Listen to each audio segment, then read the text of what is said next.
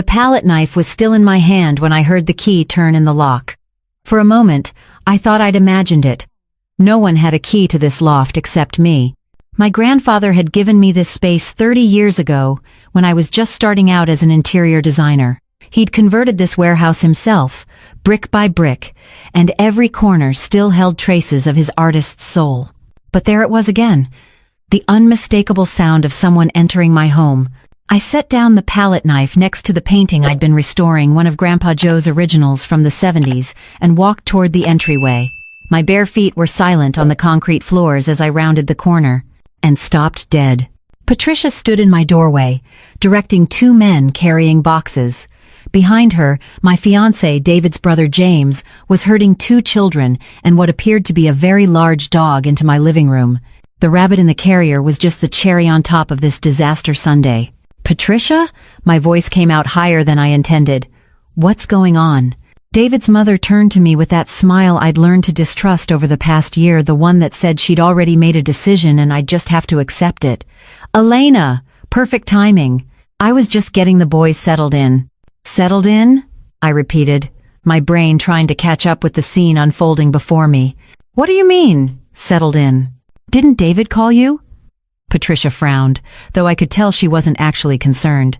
James needs a place for the summer. The divorce was finalized last week, and he has the boys for 6 weeks.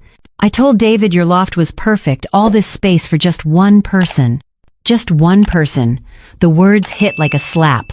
Patricia, this is my home. My workspace. I have clients coming. Oh, you can work around it. She waved a hand dismissively. Family comes first, Elena. Surely you understand that. James gave me an apologetic look, but he was already unpacking boxes. The kids, I vaguely remembered they were 7 and 10, were jumping on my vintage couch. The dog had found my area rug and was making itself very comfortable. Where's David? I managed to ask. Depositions all week, dear. San Jose. He said you'd understand. Patricia opened my kitchen cabinets, like she owned the place. Now, where do you keep the child-safe plates? These bowls are far too nice for children. Those bowls were handmade ceramics from a trip to Japan with my grandfather. Each one represented a memory. I pulled out my phone. 3 missed calls from David, all from this morning when I'd been in a client meeting. 1 text. Mom found a solution for James. Call me when you can. A solution. For James's problem. Using my space. Without asking me, my hands were shaking as I called him back. Straight to voicemail. Of course. Patricia, I said, trying to keep my voice level. I need to speak with David before this goes any further. This is my apartment. I need to be consulted. Consulted? Patricia set down the bowls with a sharp clink. Elena, James is David's brother. These are his nephews. Surely you're not so selfish that you'd turn away family in their time of need. The word selfish hung in the air between us. Behind her, James had the decency to look uncomfortable. The older boy, Tyler, was now examining my grandfather's easel with sticky fingers. Tyler, don't touch that, I said sharply. It's just an old wood thing, Patricia said. James, show the boys to the bedroom. They'll need proper beds, of course. Elena, that futon in your room won't do. We'll need to order. My bedroom? The words came out as almost a whisper. Patricia looked at me like I was being deliberately obtuse. Well, where else would the children sleep? They need stability, Elena. A proper bedroom. You can take the couch for the summer. Or perhaps that little office nook. Get out. The words surprised even me. They came from somewhere deep, somewhere I'd been pushing down for months as Patricia made comments about my cooking, my career, my modern lifestyle. Excuse me? Patricia's eyes narrowed. Get out of my home. I was shaking now, but my voice was steady. You don't live here. You don't have a right to be here. And you certainly don't have the right to move people into my space without my permission. James, keep unpacking, Patricia said calmly, as if I hadn't spoken. Elena's just overwhelmed. She'll feel better once. I'm calling David right now, I interrupted. And if he doesn't answer, I'm calling the police. Patricia laughed. Actually laughed. The police? For family? Elena, I think you need to reconsider whether you're ready to be part of this family if this is how you react to helping out in a crisis. A crisis you created, I shot back. James's housing situation is not my emergency. David's mother making unilateral decisions about my property is not my problem to solve. Your property? Patricia's voice took on an edge. You mean the property you'll share with David once you're married? What's yours will be his, and what's his family's needs are. We're not married yet, and this apartment has my name on the deed. Mine alone. I pulled out my phone again, hands still trembling. David gave you a key without asking me, didn't he? The flash of guilt on her face told me everything I needed to know. For emergencies, she said stiffly. This isn't an emergency. This is manipulation. The younger boy, Connor, started crying. The dog barked. Tyler knocked over a jar of brushes near the easel. The sound of 60-year-old sable brushes clattering across the concrete floor was like a gunshot in the tense silence. Everyone out, I said quietly. Now. Elena, you're being hysterical. Out! My voice echoed in the high ceilings of the loft. For a moment, no one moved. Then James started gathering his kids, muttering apologies. Patricia stood her ground. If you do this, she said coldly, David will hear about it. He won't be pleased that you turned his family away. Then he can explain to me why he thought moving people into my home without asking was acceptable. I held open the door. Please leave, all of you. Before I do call the police. It took another 20 minutes, but they finally left. James apologized again. Tyler and Connor looked confused and upset. The dog left muddy paw prints across my floor. Patricia said nothing as she left, but the look she gave me promised this wasn't over. I locked the door behind them, engaged the deadbolt, and slid down against the wall. My whole body was shaking. The loft suddenly felt too big and too small at the same time. My phone rang. David. What the hell, Elena? No greeting. No how are you? Just anger. My mom just called me crying. She said you threw them out onto the street. Your mom tried to move your brother and his kids into my apartment without asking me. I was proud of how calm I sounded. She had a key you gave her without telling me. It was for emergencies. This wasn't an emergency, David. This was your mother making decisions about my space like she owns it. James needed help. The divorce is not my responsibility to fix. I stood up, pacing now. David, your mother told me to sleep on the couch, in my own home. She was unpacking boxes into my bedroom before I even knew they were coming. You could have been flexible. It's just for the summer. Just for the summer. 6 weeks of having my workspace invaded, my privacy gone, my boundaries trampled. Did you even think to ask me? The question hung there. Before you told your mom yes? Before you gave her my key? Did you once think to check if I was okay with this? Silence. David? I knew you'd say no, he finally said. And James really needed. So you knew I'd say no, and you did it anyway. More silence. I think I need some time to think, I said quietly. About a lot of things. Elena, don't be dramatic. We can work this out.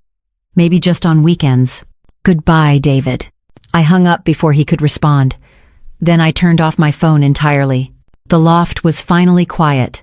I walked back to my workspace, to the painting I'd been restoring. It was one of Grandpa Joe's favorites, a San Francisco street scene from 1972, all vibrant colors and bold brushstrokes. He'd taught me to paint on this very floor when I was 7 years old. Never let anyone make you smaller to fit their comfort, Elena, he'd told me once. Your space, your art, your life, they're yours to protect. I picked up the palette knife again. Its wooden handle was smooth from decades of use, worn by Grandpa's hands and now mine. For the first time in months, I felt like I could breathe. The next 3 days were a storm of phone calls I didn't answer and texts I didn't read. I turned off the doorbell. I worked on client projects and restored another of Grandpa's paintings.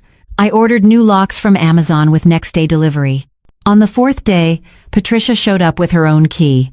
I watched through the window as she tried it, saw her face when it didn't work, saw her try it again in disbelief. She rang the bell I'd disconnected. She called my phone. She knocked. I didn't answer.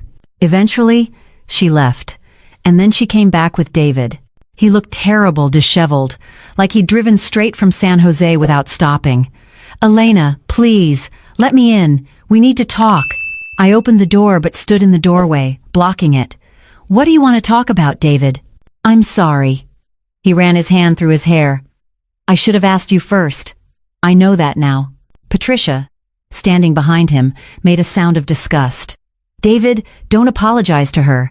She's being completely unreasonable. Mom, please. David held up a hand. Elena, I was wrong. Can we talk about this inside? I studied his face, saw the exhaustion there, the genuine regret. For a moment, I wavered. Then Patricia spoke again. It's only for the summer, Elena. Surely you can be flexible for family. That word again? Family. The thing is, I said quietly, looking at David, your mother isn't the problem. Not really. Then let's fix this. You are. David blinked. What?